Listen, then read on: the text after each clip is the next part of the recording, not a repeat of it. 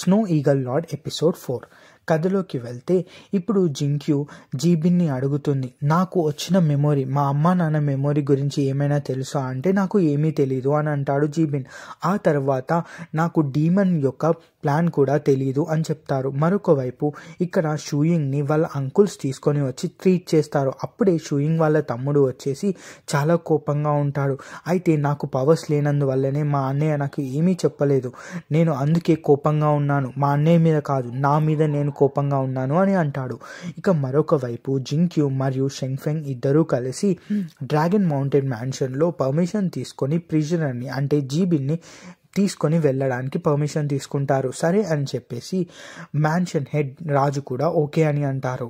ఇలా అయిపోయిన తర్వాత మనకి నెక్స్ట్ షెంగ్ఫెన్ తన లవ్ ఇంట్రెస్ట్ అయిన షిన్ దగ్గరికి వెళ్తాడు. వెళ్ళిన తర్వాత ఆ ఫోర్ట్రెస్ని మొత్తం చాలా ఎక్కువగా దృఢంగా చేయండి, సెక్యూరిటీని పెంచండి అని చెప్పేసి షెంగ్ఫెంగ్ అంటాడు. అన్న తర్వాత సెక్యూరిటీస్ మొత్తాన్ని చూసుకుంటామని చెప్పి మిగిలిన వాళ్ళు అందరూ వెళ్తారు. షిన్తో ఇద్దరూ కలిసి మాట్లాడుకుంటారు. ఇలా మాట్లాడుకున్న తర్వాత మరొక వైపు జింక్యూకి తన మెమోరీస్ ఏంటో అని చెప్పి చూడాలి అని అనుకుంటుంది. కానీ ఆ మెమోరీస్ అన్నీ కూడా లాక్ అయ్యాయి అని చెప్పేసి తెలిసిన తర్వాత తను చాలా ఎక్కువగా ఫీల్ అవుతుంది, అసలు మెమోరీస్ ఎందుకు లాక్ అయ్యాయా అని చెప్పేసి. అలాగే ఇప్పుడు మనకి ఎవరినైతే షూయింగ్ ఫారెస్ట్లో కాపాడారో ఆ వ్యక్తిని చూపిస్తారు. అయితే ఇక్కడ చూపించిన తర్వాత తను తన ఇంటికి వస్తుంది. ఒక రిచ్ మ్యాన్ ఉంటాడు కదా, ఎవరైతే షూయింగ్ వాళ్ళ పేరెంట్స్ని చనిపోయిన తర్వాత వాళ్ళని వదిలేశాడో ఆ వ్యక్తి, అతను ఇక్కడ చాలా ఎక్కువగా ఈ రాజ్యంలో మోస్ట్ రిచెస్ట్ పర్సన్స్లలో ఒకడు. అయితే ఇలా ఉన్న తర్వాత ఆ బిజినెస్ని నేను టేక్ ఓవర్ చేస్తాను అని చెప్పేసి ఈ అమ్మాయి అంటుంది. ఇలా అన్న తర్వాత మరొక వైపు షూయింగ్కి తెలివి వస్తుంది. ఇలా నిద్రలేచిన వెంటనే వాళ్ళ అంకుల్స్తో మాట్లాడతాడు.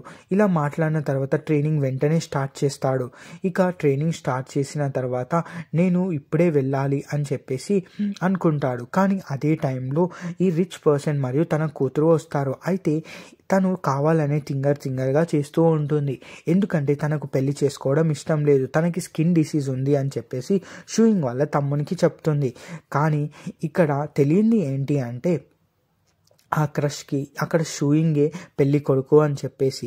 అయితే వాళ్ళ నాన్న నేను గిఫ్ట్స్ తీసుకొచ్చాను అని అంటే వాళ్ళ అంకుల్స్కి కోపం వస్తుంది, ఎందుకంటే అప్పుడు వాళ్ళకు ఏమీ లేనప్పుడు వాళ్ళకి రెస్పెక్ట్ ఇవ్వలేదు అని చెప్పేసి. ఇప్పుడే షూయింగ్ వస్తాడు.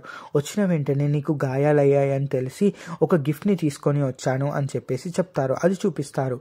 ఆ తర్వాత ఇక మరొక వైపు ఇక్కడ జింక్యూ మరియు షెంగ్ఫెంగ్ అందరూ కలిసి జీబిన్ని ఒక దగ్గర బంధించి ట్రాన్స్పోర్టేషన్కి సిద్ధం చేస్తారు.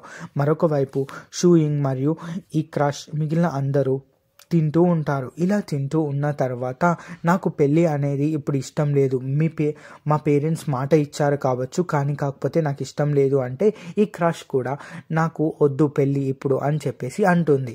ఇలా అన్న తర్వాత షెంగ్ఫెంగ్ ఇన్స్టిట్యూట్కి వెళ్తున్నాను అని కూడా చెప్తాంది. మరొక వైపు ఇప్పుడు షూయింగ్ వాళ్ళ తమ్ముడు వెళ్ళి డ్రాగన్ మ్యాన్షన్కి వెళ్తాడు.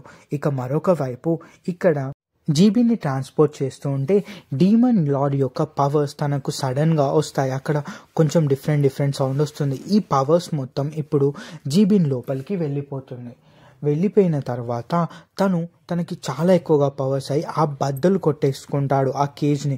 తర్వాత బయటికి వచ్చి సెకండ్ ప్రీస్ట్ కూడా వస్తాడు.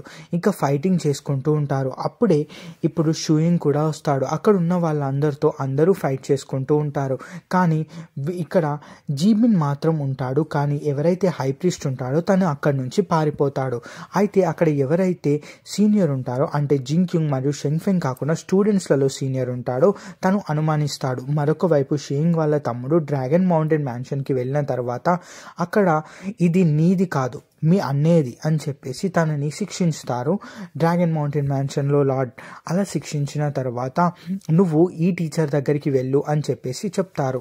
ఇక మరొక వైపు అక్కడ ఒక చిన్నగా ఫైటింగ్ జరుగుతూ ఉంటుంది. ఆ ఫైటింగ్లో ఎవరైతే టీచర్ని కలవమని అన్నారో లార్డ్, ఆ వ్యక్తి దగ్గరికి స్టూడెంట్ తను. అయితే నన్ను స్టూడెంట్గా తీసుకోండి, మీరే ఆ వ్యక్తి అని చెప్పేసి అన్న తర్వాత నేను ఏ స్టూడెంట్స్ని తీసుకోను అని చెప్పేసి ఆ ఓల్డ్ మ్యాన్ చెప్తాడు. ఇలా చెప్పిన తర్వాత ఇంటి దగ్గరికి వెళ్ళి నేను ఇక్కడే మోకాళ్ళ మీద కూర్చుంటాను, మీరు ఎప్పటి వరకు అయితే స్టూడెంట్కి యాక్సెప్ట్ చేయరో అప్పటి వరకు అని చెప్పేసి చెప్తాడు. ఇక మరొక వైపు షూయింగ్ మరియు జింగ్క్యూ షెంగ్ఫెంగ్ అందరూ కలిసి వాళ్ళు ఎక్కడికైతే వెళ్ళాలో ఆ స్కూల్ దగ్గరికి వెళ్తారు.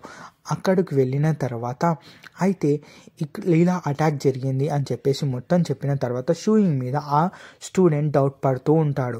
అలా పడిన తర్వాత నా దగ్గర ఒక ప్లాన్ ఉంది, ఒకవేళ నేను ఇక్కడ ఉండాలంటే ఆ డౌట్ని క్లియర్ చేస్తాను, అలాగే మీ దగ్గర స్పై ఉన్నాడని కూడా నిరూపిస్తాను అని చెప్పేసి చెప్తారు.